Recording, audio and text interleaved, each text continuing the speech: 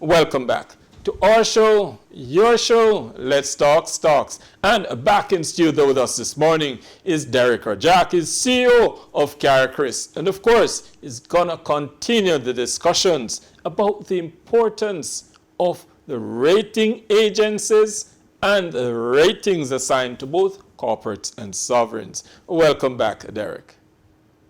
All right, still on the scale. So as you explained, the scale shows you the probability a borrower is likely to default. Would that then impact the interest rate or the cost of funds that the borrower may be able to access capital at? Right. So just to be clear, we don't say what the probability is, right? It's just implied that the probability is, and we are building that data, and eventually we will publish it, because we've been collecting data over the last 20 years to show what's the probability of default in different rating categories. So eventually we will publish that in a default study. But to your other point, and I mentioned it earlier, yes, if you have a very high rating, and in the report we comment on all the positive factors, all the potential negative factors. Even though it's not discoverable in the market per se, you can talk to your bankers or to your broker that you're using to come to market with and say, look, I have a strong rating. I think I could get a better pricing, or I could get more interest, because sometimes ratings are linked to the ability to use a security in a particular way, maybe in insurance, maybe in pension funds. There are different criteria that ratings kind of play a role in. So by having a rating, one, you can improve your pricing, not just by having the rating, but because you've now opened up your pool of investors to a wider market. Again, being transparent, some of the regulations allow for it. So you've opened up your pool to a wider market, and as you know, a wider market leads to more competitive pricing as well. Who is this? Are we targeting with these ratings? So, for instance, a company may want you to publish these ratings on them. Let's say a financial institution in Trinidad or Jamaica, and you publish. Who really are those ratings? We're looking to see, to read those ratings in context. You mean who finds the rating report most useful? I mean, so rating reports can be useful for both the issuer as well as investors, right? Yeah. So from the issuer side, it shows them where they stack up. So for example, if we rate a financial institution, they are then compared against our database of other financial institutions that we rate in the region. So they see where they stack up against other players. So for example, in Jamaica, you have quite a number of financial entities already rated. So they can just look at their ratings, compare their reports, and see, okay, this is where company A is versus B versus C. So the issuers get information that way. They also, as I mentioned, get our what we call the rating sensitivity factors, which are what are the things that could help you improve this rating, and what are the things you should avoid because they could lead to a downgrade in the rating. So the issuers also get that information in their reports. On the investor side now, obviously, they get information on the company. So there are two levels of report. So we have the report that's just issued to the public, which is a brief summary, maybe like a couple of pages, where we just cover the rating, the key factors that drove the rating. And then there's a more detailed report for investors who really want to get into the details. So, our subscribers, investors that subscribe to our subscription service get that full report. That could be like a 30, 40-page report that goes into every detail of what we went through in the rating process. but category by category, you get all the details. So we cover things like the financials. We do a lot of work on the management of the company, strategy, how they manage risk and compliance, governance, all those things. So the rating is not just a quantitative tool. We do look at a number of qualitative factors. So investors who have access to that full report get that level of detail, and even the investors who might just be looking at the summary, they still see what the rating is, what the outlook is, what the factors are. So it gives both investors and issuers information that they could use on the issuer side, obviously, to help improve their profile and make themselves more attractive to investors. And then on the investor side, it helps them decide, okay, is this something I really want to explore further to invest in? All right. You tend to rate companies as well as countries, sovereigns. Is there a significant difference in terms of how a country is rated versus how a company is rated, and where do they converge, if they do? Yeah, it's different methodologies, right? So corporates get rated based on, we have different methodologies, for example, for different industries. So you can't look at a financial sector the same as you'd look at a manufacturer or distributor. So, and ratings is a very transparent thing, right? So if you go on the website, methodologies are there, right? Okay. So we have methodologies for each sector in the corporate space that we rate. And then obviously for sovereigns, you'd look more at things like their macroeconomic performance, the key ratios that would drive a sovereign. We actually do meet, as part of our rating process, both with corporates and with sovereigns, we do meet with, on the corporate side, the executive team, their management. On the sovereign side, we meet with the ministers, central bank, key people that, make policy. Because one of the things we try to gauge in each situation is what's the direction, what's the strategy. So we look at your performance from the numbers, but we also try to gauge, okay, what's the strategy, so we could see where you're heading based on your strategy and outlook. So it's different methodologies. I think where they would, I wouldn't like to say converge, but what happens is that the rating scales have a description. So a double, AAA, AA, whatever on the sovereign side means that those are very high quality sovereigns, similar to a corporate. Right. I can't say that they converge per se, but they mean the same thing in terms of credit quality.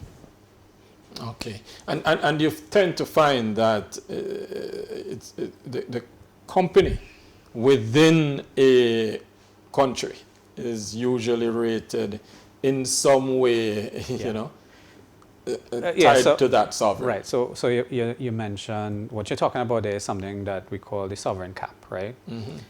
So this is a topical issue for many corporates, even internally, by us and maybe other rating agencies as well. So that we have criteria that determines whether a company could be rated outside of the sovereign ceiling. Now, if you think about it, where a country is rated, typically is probably the best rating for that country, and therefore if there's a company that operates predominantly within that country, you tend to find that they are capped by that sovereign rating. Pretty much because they're exposed to the because risk they're exposed of that to country. mostly the risks of that country. Correct, exactly. Now, if you can show that you have a significant amount of your earnings diversified outside of the country, or you may have, let's say, a guarantee from a guarantor that sits outside of a country that might have a good credit profile. Those are kind of things that we could look at and determine whether a company can exceed its sovereign, what we call the sovereign ceiling, right? So it's not that every company is just restricted to their home country. The ones that operate solely in one country and get the majority of their income from one country would be capped. But there are many companies now in the region, as you know, expanding beyond their home countries. So those guys tend to benefit from diversification, and we look at that as part of the rating process, and we determine if they have enough diversification to benefit from a rating outside of their country ceiling. How does CarCris stack up against the S&Ps of this world? When you say stack up, so like I mentioned before, our governance structure is pretty solid. We have a board, as you heard. The board consists of, predominantly central bankers, multilateral institutions, and another rating agency, and members, representatives from the financial sector. And separate to that, we have an independent rating committee. So this rating committee, they don't get involved in the business side. They just look at rating reports, they review the methodologies, and then they use the methodologies and they rate companies. So they're not. We don't even give them financials, nothing. They just see rating reports and methodologies. And then we have the board that deals with the broader business. So that separation gives us a very strong level of governance, one. And I mean, methodologies are very transparent, right? So, if you read an S&P or Moody's methodology and you read ours, I don't think you'll find major differences. So it's difficult to say how we stack up. I think from a methodology and a structure perspective, we should be very similar. Because remember, one of the entity that basically helped CarCris get started was a foreign rating agency, CRISIL. And CRISIL is actually now majority owned by S&P, I believe. So we did have our groundwork come from an already established rating agency. So the methodologies, the practices will be very similar. What will be different is our universe of comparison, because ratings is comparisons as well. And S&P and Moody's, obviously, they've been around longer. They will have a lot more ratings than we do, but we do have quite a bit of ratings in this region. We probably have more ratings in the region than they do, because they'll probably rate most of the sovereigns and maybe a handful of corporates. So I think, it's difficult to say how we stack up, but I think we have more on-the-ground experience here, and I believe we do rate more Caribbean entities than anyone else. As we look to wrap, Derek, as the region continue to grow and expand, and our capital markets become more diversified and more diverse, ratings will definitely continue to be a part of who we are. Or would you say to corporates and sovereigns, you need to start paying more attention to ratings? So that's true. So a couple of things are happening. Regulations are evolving, as I mentioned. We're starting to go more down the Basel route across the region, and Basel does require ratings for capital calculation purposes. It's already featured in some of the regs. It's in the securities regs here in Jamaica. It's already in the regs in many of the territories that are evolving that way. That's one. But two, just to get the market more transparent, we have to go down that road. All right.